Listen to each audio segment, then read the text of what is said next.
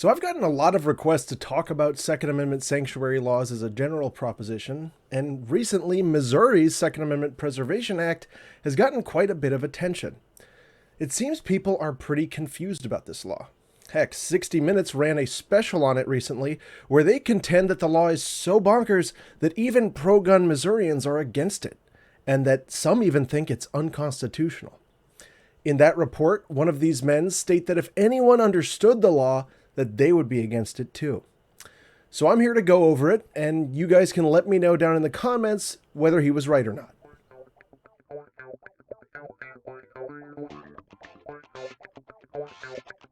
While the host of Fuddbusters is a lawyer, he is not your lawyer.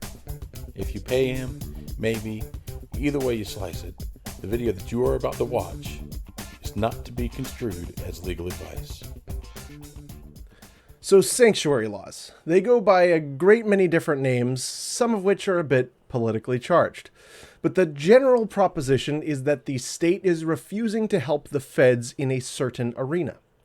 While federal law trumps state law, the federal government does not have the power to force state or local authorities to enforce federal law, something which is well settled in the United States.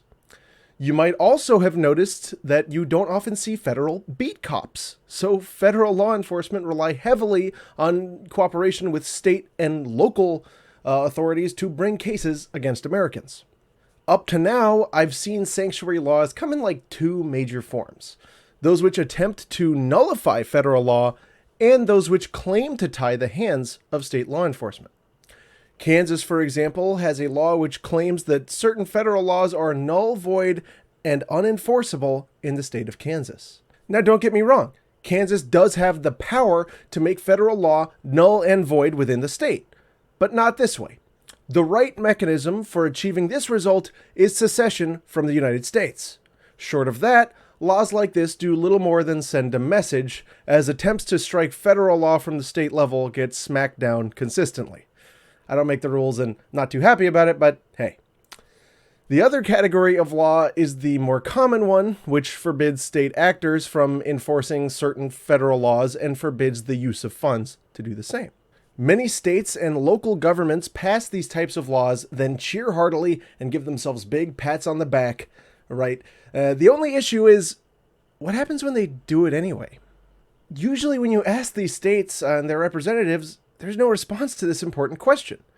The provisions will have no consequences for state actors who ignore the sanctuary provision and give force to federal law anyway. This is because while these governments may want to beat their chests for their voter base, when the time comes to actually tie their own hands and hold themselves accountable, they get cold feet. It's hard punishing yourself. All of this was the case until Missouri passed House Bill 85 and 310, which they call the Second Amendment Preservation Act, or SAPA, because everything in government needs a pronounceable acronym. What makes Missouri's SAPA so interesting is that it has actual teeth. Every violation committed by an agent of the state comes with a $50,000 price tag. That's pretty cool. The main arguments we're seeing voiced against SAPA are that it makes it hard for local law enforcement to lock human beings in cages. Heck. The argument goes something like this. Well, we got really used to just pawning the hard parts of criminal investigations onto the feds whenever it involved a gun, and we really don't want to do police work ourselves. Of course, they're seldom that honest about it. Opponents of the law contend that the law will help violent criminals blast Missourians. Now, I've read the law, and I couldn't find the part where it made murdering and stuff less of a crime. What I did find was the operative section, which attempts to define which parts of federal law state actors are forbidden from working to enforce. Those are covered in subsection 420. Nice. And they include any tax, levy, fee, or stamp imposed on firearms or accessories that might create a chilling effect on the purchase of those firearms by law-abiding citizens. And by the way, chilling effect means something that would dissuade the ordinary person from getting it. Also includes any registration or tracking on firearms, their accessories, or ownership. Any act that forbids the possession, ownership, use, or transfer of a firearm, accessory, or ammunition by law-abiding citizens in Missouri, and any act ordering the confiscation of firearms, accessories, or ammunition within the state. This next paragraph is where they were more careful with their wording than Kansas was. It reads that all such laws, no matter when enacted, shall be invalid to this state, not in this state. Shall not be recognized by the state, shall be specifically rejected by the state, and shall not be enforced by the state. It is worth noting that the law specifically excludes the Pittman-Robertson tax on the sale of firearms, so the state can still help the feds go after gun manufacturers who don't pay into whatever bird trust the feds are running. With everything else, though, it does seem that the hands of Missouri officials, who are the ones most likely to get people in trouble, are actually tied unless they want to risk $50,000 per occurrence and another $50,000 if they keep employing that person. This is the most brilliant part of the law, as it puts actual incentives on state law enforcement officials. Unlike most sanctuary laws where violating them results in a boo-hoo, you can bet local precincts would have something to say about a deputy that cost them $100,000 with a phone call. However, it does seem to me that SAPA might not be as robust as it seems at first blush. Remember, the law only prevents local officials from enforcing federal law. However, Missouri law is still fair game. Missouri law, by the way, bans the possession of a suppressor, short-barreled firearm, or machine gun unless the item is possessed in accordance with federal law. You know, the very same laws imposing a chilling tax on the ownership and transfer of simple firearms and accessories that the state just finished deriding. It hasn't been completely confirmed whether or not Missouri would consider checking to see if a firearm is federally registered would be considered enforcement of federal law, but it seems to me that the unregistered possession is still illegal under Missouri law. Subsection 460 begins the discussion of how this would be enforced. Basically, any Missourian who is a victim of a state actor enforcing federal gun laws, or who knows a state agency has hired somebody who did enforce these laws after the law was passed, can sue in Missouri court. The law sets up a process where victims of state enforcement can set up emergency motions to prevent state actors from working with the feds on a continuing basis.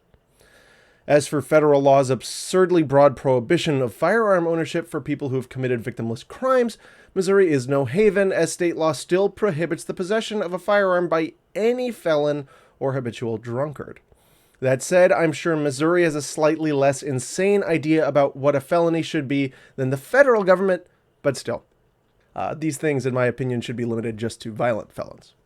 The law also has a specific invocation keeping undocumented people from keeping and bearing arms.